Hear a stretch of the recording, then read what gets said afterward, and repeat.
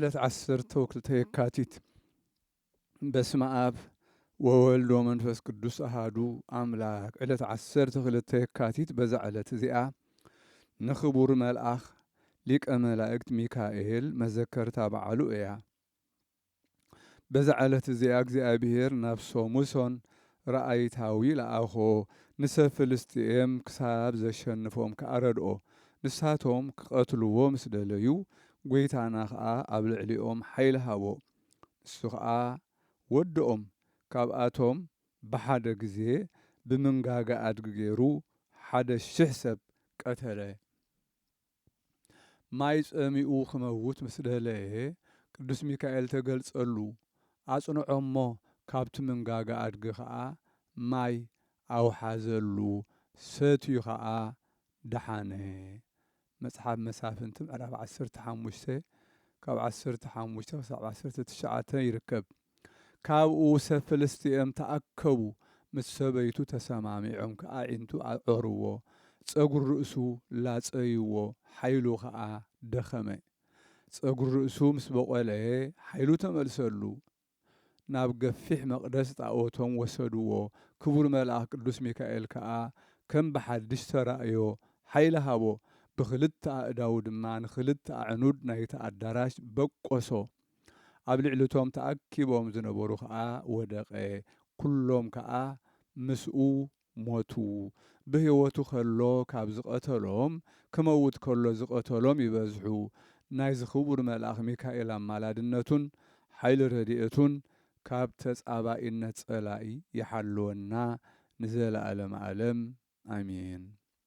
ሰላም እብል ሰናይተከ ተአዛዝየ ለትፍስሕተ ሰብ ወለኑዛዝየ ሚካኤል ኢይበል አድኅኖተከ ማእዝየ ረሲ ድሃሪትየ እምግብረ ኃጢአት አግአዝየ እንተተቀነይ ኩለቱ የአክል እምይእዝየ።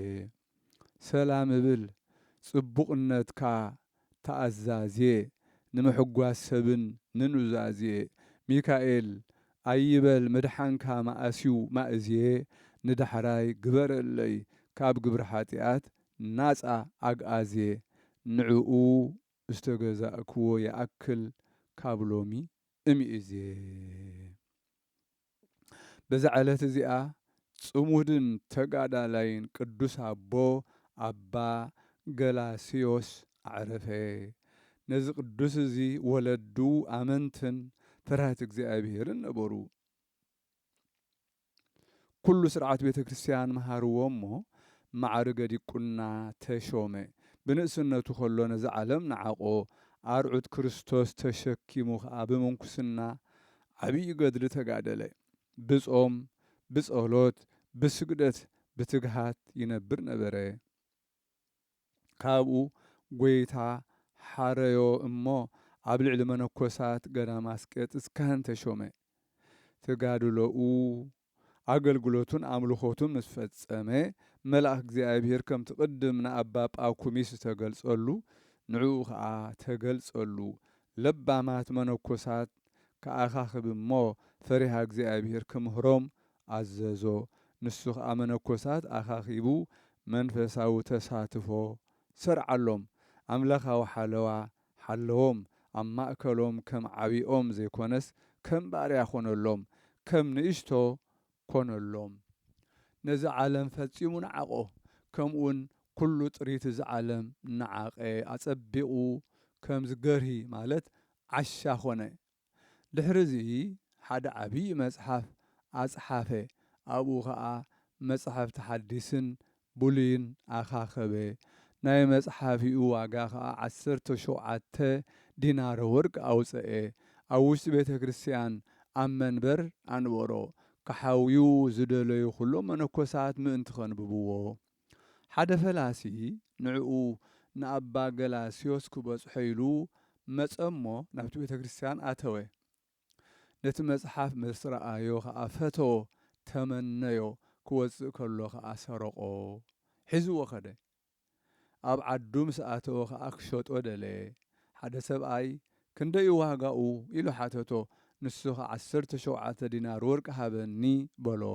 በልሕራይ ከምቲ ዝበልካዮ ክህበካ እየ፣ ግን ንዓርከይ ከርእዮ ቁሩብ ተዓገሰኒ በሎ። ንሱ ከዓ እቲ መጽሓፍ ሃቦ። ሽዑ እቲ ክዕድጎ ዝደለየ ሰብኣይ ጽቡቕ ምዃኑ ንኽርእየሉ ሒዝዎ ናብ ኣባ ገላስዮስ ወሰዶ። ጽቡቕ እንተኾይኑ ከዓ ነቲ በዓል መጽሓፍ ዋጋኡ ንክህቦ ኢሉ እዩ። ኣባ ገላስዮስ ከዓ ነቲ መጽሓፍ ምስ ረኣዮ ነቲ ዘምጽኦ ሰብ ዋጋኡ ክንደይ ኢሉካ ኢሉ ሓተቶ። ንሱ ከዓ 17 ዲናር ወርቂ ኢሉኒ በሎ። ኣባ ገላስዮስ ከዓ በል ዓድጎ ደሓን እዩ፣ ጽቡቕ መጽሓፍ እዩ፣ ዋጋኡ ከዓ ደሓን እዩ ገይሩልካ ዘሎ በሎ። ሽዑ እቲ ሰብኣይ እዚ ሰሚዑ ናብ ቤቱ ተመልሰ። እቲ ዝሰረቆ ሰብኣይ ከዓ ዋጋ መጽሓፉ ደልዩ ናብኡ ምስ መጸ ከምቲ ኣባ ገላስዮስ ዝበሎ ሓቂ ኣይነገሮን። እንታይ ደኣ ኣነ ንኣባ ገላስዮስ ኣርኤዮስ ዋጋኡ በዚሑ ከቢሩ ኢሉኒ በሎ። እቲ ዝሰረቆ ከዓ እቲ ሽማግለ ካልእ ዝበለካ ዘረባዶ ኣሎ ኢሉ ሓተቶ። ዝበለኒ የለን በሎ። እቲ ዝሰረቆ ከዓ በል ኣነስ ኣይሸጦን እየ በሎ። ድሕሪዚ ነታ መጽሓፍ ሒዝዋ ናብ ኣባ ገላስዮስ ከደ። ኣብ እግሩ ተደፊኡ ከዓ ተነስሐ። ኣብ ቅድሚኡ እውን በኸየ። ኦ ኣቦየ በደለይ ሕደገለይ መጽሓፍካ እውን ተቐበለኒ ሰይጣን እዩ ኣስሒቱኒ በሎ። ቅዱስ ገላስዮስ ከዓ ንኽወስዶ ኣይደልን እየ በሎ። እተሰራቐ ግን ኦ ኣቦየ እንተዘይተቐቢልካኒ ንዓይ ዓብዪ ሕፍረት እዩ፣ ካብ ልበይ ከዓ ሓዘን ኣይርሕቕን እዩ ኢሉ ኣብ እግሩ ተደፊኡ ይቕረ ክብለሉን መጽሓፉ ክቕበሎን ለመኖ። ድሕሪ ብዙሕ ድኻም ከዓ መጽሓፉ ተቐበሎ እሞ እቲ ዝኾነ ነገር ድማ ዋላ ሓደ ዝፈለጦ የልቦን። ጎይታ ድማ ነዚ ኣባ ገላስዮስ ጸጋ ትንቢት ሃቦ። በእዳዉ ከዓ ብዙሕ ተኣምራት ገበረ። ሓደ መዓልቲ ነቶም ኣብቲ ደብሪ ዘለዉ መነኮሳት ዓሳ ኣምጽኡ፣ እቲ ሰራሕ ፀብሒ ከዓ ኣብሲሉ ኣብ ሓደ በዓቲ ኣቐመጦ። ንሓደ ህፃን ከዓ ሓልዎ ኢሉ ናብ ካልእ ስርሑ ኸደ። እቲ ቆልዓ ድማ ካብቲ ዓሳ ብዙሕ በልዐ። እቲ ስራሕ ፀብሒ ምስ ተመልሰ ከዓ እቲ ዝሰርሖ ዓሳ ተበሊዑ ጎዲሉ ጸንሖ። ሽዑ ኣብ ልዕሊ እቲ ህፃን ማለት ኣብቲ ቆልዓ ተቆጥዐ። ስለምንታይ እዞም ቅዱሳን ኣረጋውያን ከይባረኽዎ ትበልዕ በሎ። በዚ ከምዚ ብግብሪ ሰይጣን ነቲ ቆልዓ ብእግሩ ረጉሖ። እቲ ቆልዓ ከዓ ኣብ ምድሪ ወዲቑ ሞተ። ሞይቱ ምስ ረኣዮ ዓብዪ ስምባድ ሰንበደ።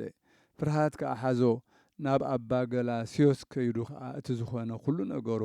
ቅዱስ ኣባ ገላስዮስ ድማ ተሸኪምካ ኣብ ቤተ መቕደስ ኣደቅሶ በሎ እሞ ከምቲ ዝኣዘዞ ገበረ። እቶም ኣረጋውያን ናብ ቤተ ክርስቲያን ኣትዮም ጸሎተ ሰርክ ምስ ኣብጽሑ ኣባ ገላስዮስ ከዓ ምስኦም ጸልዩ ክወጽእ ከሎ እቲ ህፃን ከዓ ተንሲኡ ደድሕሪኡ ሰዓቦ። ካብቶም መነኮሳት ከዓ ነቲ ዝኾነ ዝፈለጠ ይነበረን። እዚ ኣረጋዊ ነቲ ስራሕ ፀብሒ ቀኖና ሃቦ። ድሕሪ ሞቱ እንተዘይኮይኑ ድማ እቲ ዝኾነ ንማንም ከይነግር ኣዘዞ። ቅዱስ ገላስዮስ ሰናይ ገድሉ ምስ ፈጸመ ንእግዚአብሔር መካኣባህ መሰበሎ ምስ ተስመሮ ብሰላም ዓረፈ። ቅዱስ በረኸቱ ምሳና ትኹን ዘለዓለም ዓለም ኣሜን። ሰላም ለገላስዮስ ለሃው ዘዓለም ዘገደፎ ምስለ ሰብአ ገዳም በተሳትፎ መንፈሶ አኒሆ ወትዕግስተ ገድሉ አዝሊፎ ለዘሰረቆ ብእሲ ይትሃበለ ይዝልፎ እንዘ በእዴሁ እሁዘ ይርኤኢ መጽሓፎ። ሰላም ንገላስዮስ ንጣዕሚ ዓለም ዝገደፎ ምስ ደቂ ገዳማት ንኸሳትፎ መንፈሱ አኒሑ ትዕግስቲ ገድሉ አዝሊፎ አዘውትር እዩ ማለት እዩ። ንዝሰረቆ ሰብኣይ ኣይደፈረን ክዘልፎ ወይ ክጸርፎ ኣብ ኢዱ እናረኣዮ ሒዝዎ መጽሓፎ። በዛ ዕለት እዚኣ መዘከርታ ድርሲ ቃልስ ኮነ። በረኸቱ ምሳና ትኹን ዘለዓለም ዓለም ኣሜን።